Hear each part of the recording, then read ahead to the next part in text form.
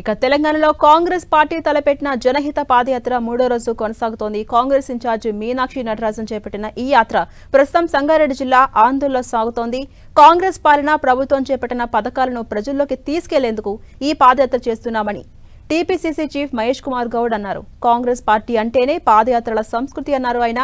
ఇక ఇదే అంశంపై మరింత సమాచారం టీపీసీసీ చీఫ్ మహేష్ కుమార్ గౌడ్ తో మా ప్రతినిధి P V Rao face to face.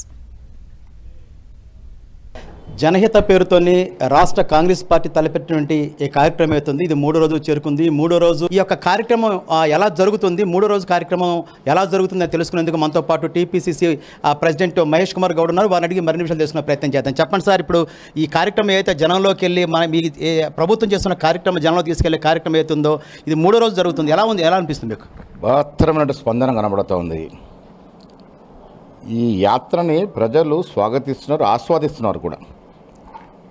చాలామంది కొంత సమయం ఏంటంటే అధికారంలో ఉన్నటువంటి పార్టీ పాదయాత్రలు చేస్తుంది ఏంటని నేను స్పష్టత ఇస్తూ ఉన్నాను. పాదయాత్రలు అధికారంలో ఉన్నా లేకున్నా కాంగ్రెస్ సంస్కృతి ఒక భాగం. ఇది ఈ దేశ చరిత్రలో గాంధీ మహాత్ములు మొదలుకొని రాహుల్ గాంధీ వరకు జరిపినటువంటి పాదయాత్రలు ఎన్నో మార్పులకు శ్రీకారం చుట్టింది. చరిత్రాత్మకమైనటువంటి పాదయాత్రలు జరిగాయి దేశంలో.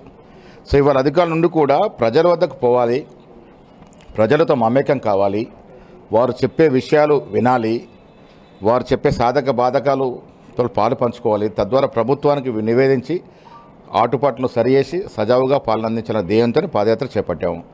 మాతో పాటు మీనాక్షి నటరాజన్ కూడా వస్తూ ఉన్నారు. రేవంత్ రెడ్డి గారు ముఖ్యమంత్రి గారు కూడా ఏదో ఒక రోజు పాదయాత్ర పాల్గొంటారని చెప్పడం జరిగింది. పాదయాత్రలు అనేవి ప్రజలకి ప్రభుత్వాన్ని పార్టీని దగ్గర చేసేటటువంటి ప్రక్రియ. ఇది ఇలా ప్రభుత్వానికి ప్రజల మధ్యన వారధిగా ఉన్నటువంటి పీసీసీ గతంలో మంత్రుల్ని గాంధీ భవన్కు రప్పించి వారంకి ఒక మంత్రి అక్కడ ఉండి వినతులు స్వీకరిస్తున్న సందర్భం. ఇవాళ మేమే నేరుగా ప్రజలకు వెళ్ళి ప్రభుత్వం ఇస్తున్నట్టు బాత్రూమ్ ఉన్నటువంటి సంక్షేమం. సార్, ఇవన్నీ ఒక భాగం. మీరు భవన్లో కూర్చొని ప్రజల నుంచి స్వీకరించడాలు ఎట్లా ఉంది పాలన ఆయన పరిష్కరించడం ఒక భాగం అయితే నేరుగా ప్రజల మధ్యకి వచ్చారు.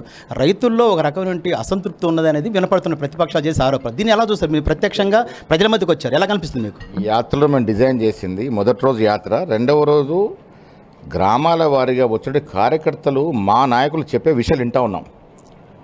వారు స్వయంగా చెప్తా ఉన్నారు, 3 నెలల కింద పరిస్థితి వేరు సార్.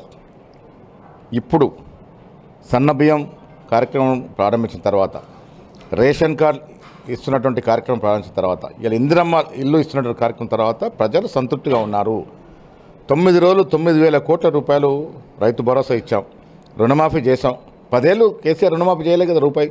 ఆయన చేసినంత విడతల వారిగా చేస్తూ నష్టం జరిగింది. మేము ఏకదాటిగా చేయగలిగినాం.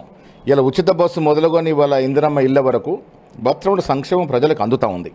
ప్రజలు సంతోషంగా ఉన్నారు. ఇవి తెలుసుకోవడానికి ఇప్పుడు మా కార్యకర్తలు వచ్చి వాస్తవాలు చెప్తే మేము సంతోషిస్తాం. లోటుపాటు కూడా చెప్పమంటా ఉన్నాం. రైతు రుణమాఫీ విషయంలో అక్కడక్కడ ఇబ్బందులు ఉన్నాయి. అయితే కాంగ్రెస్ పార్టీ ఏదైతే పనులు చేస్తుందో అది చేసుకోవడం ఇప్పటివరకైతే మేము వెనకబడున్నాం. ఇకపై మా యొక్క కార్యకలాపాలు ఏవైతున్న ఆ కార్యకలాపాలను చెప్పుకునే అవకాశాన్ని ఈ జనహిత కార్యక్రమం ద్వారా మేము చెప్పుకుంటున్నామని కూడా చెప్పే పరిస్థితి కనిపిస్తూ ఉంది. కెమెరా పర్సన్ వినోద్తో పీవీ రావు, 10 టీవీ, ఆందోళన నుంచి.